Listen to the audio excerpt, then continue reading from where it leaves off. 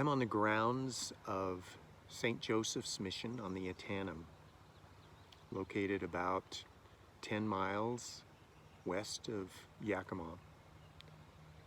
Beautiful setting, almost park-like, definitely park-like. Very peaceful.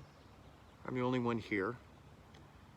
It's quiet except for birds in the trees and a few distant cars on Atanum Road about a quarter mile away. This place would give the appearance of having been this quiet from time immemorial. But as we'll talk about today, this place was a momentous place that also knew great tragedy and conflict. This was a mission established by Catholic missionaries in the 1840s, about 1847, invited here by Yakima tribal leaders, Auhi and Kamayakan, to teach them how to irrigate, how to farm, and had a very beneficial relationship, mutually beneficial relationship with the Yakimas.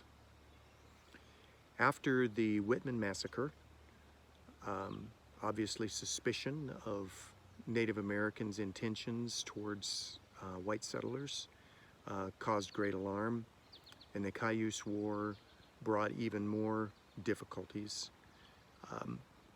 The United States government decided to make what was then Oregon Territory an official part of the United States, and the United States Army was sent to help keep the peace here. Another intention was to gather as many of the Native American tribes in the Northwest and to move them onto reservations in order to open up land for white settlement. The object, the means to do that was by treaty. And so the territorial governor of Washington at that time, territory, Isaac Stevens, traveled all over the Northwest, and in May of 1855 met with the Yakimas and other native tribes in the region and had them sign treaties to have them remove themselves from their traditional homelands to the new boundaries of the reservation. Many believe that some of the Native Americans signed those treaties only as a way to delay getting their forces together for an all-out assault on the white population. But the treaties were signed, promising that white settlers would stay off of reservation land. Within just a few weeks of that treaty being signed, gold miners and others rushing to northern Washington territory would cross the reservation lands, and some of them would do violent harm to some of the local population. One of the tribal chief's daughter was violated by one of these miners, and in retaliation, Native men killed him. Well, the death of an American citizen at the hands of Native Americans would need to be investigated, and so the Indian agent at the time appointed for this area, Mr. Bolin, set out from his location up near Spokane at the time, traveling through the Yakima Reservation and coming to this mission spot at St. Joseph's to inquire about the death of these miners. He was told hurriedly that he was not welcome, that he was in danger, and that it would be best if he were to leave immediately and try to make it back to the Dalles.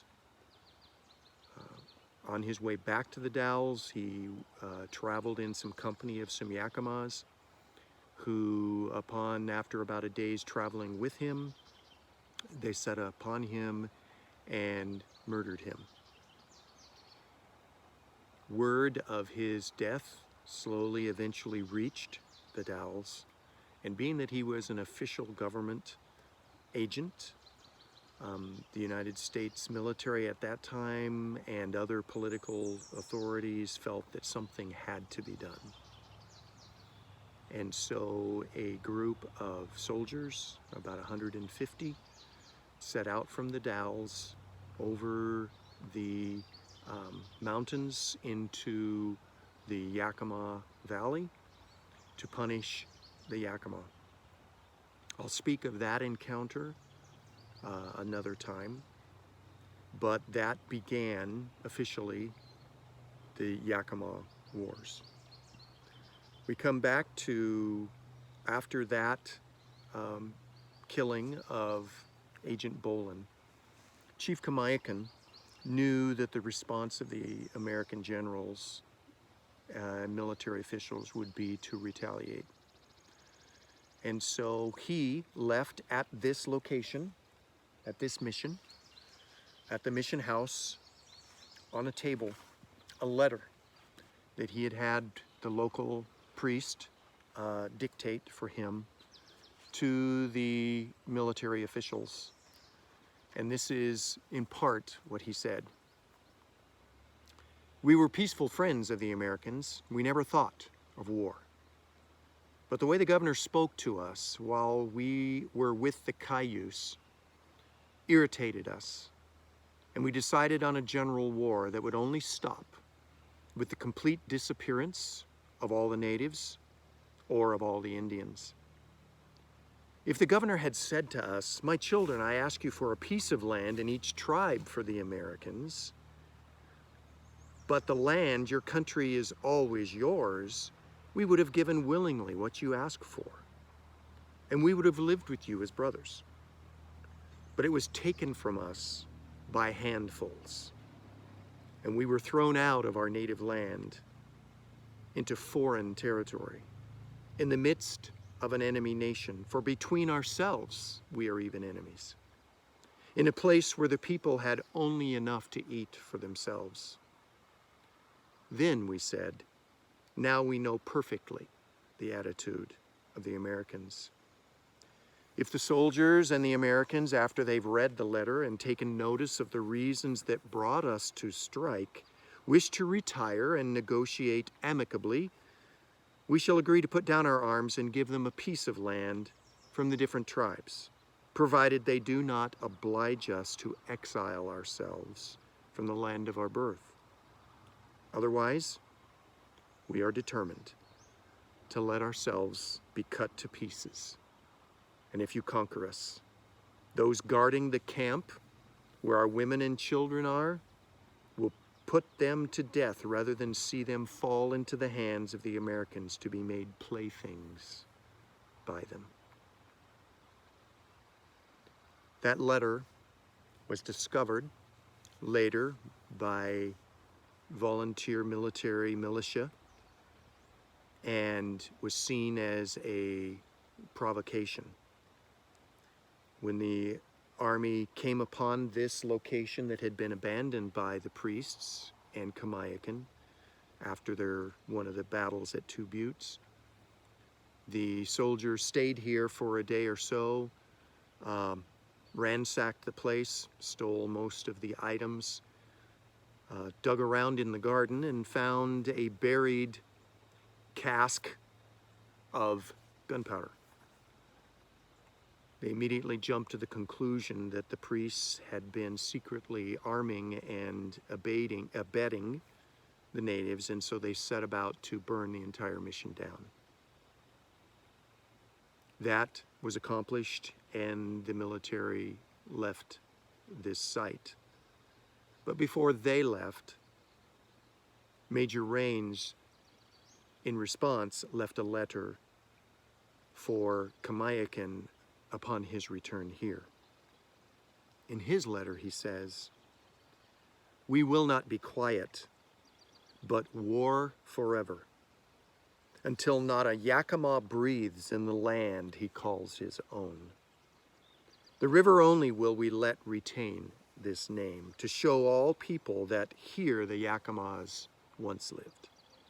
You, a few people, we can see with our glasses a long way off, while the whites are as the stars in the heavens or the leaves of the trees in summertime. Our warriors in the field are as many as you must see, but if not enough, 1,000 for every one man will be sent to hunt you out to kill you. And my kind advice to you, as you will see, is to settle yourselves among the Indian tribes more peaceable, and there forget you were ever Yakimas. As you can see, those two letters reflect the irreconcilable conflict that would then engulf this entire region for the next year and a half, resulting in the Native Americans' ultimate loss and being forced onto their reservation.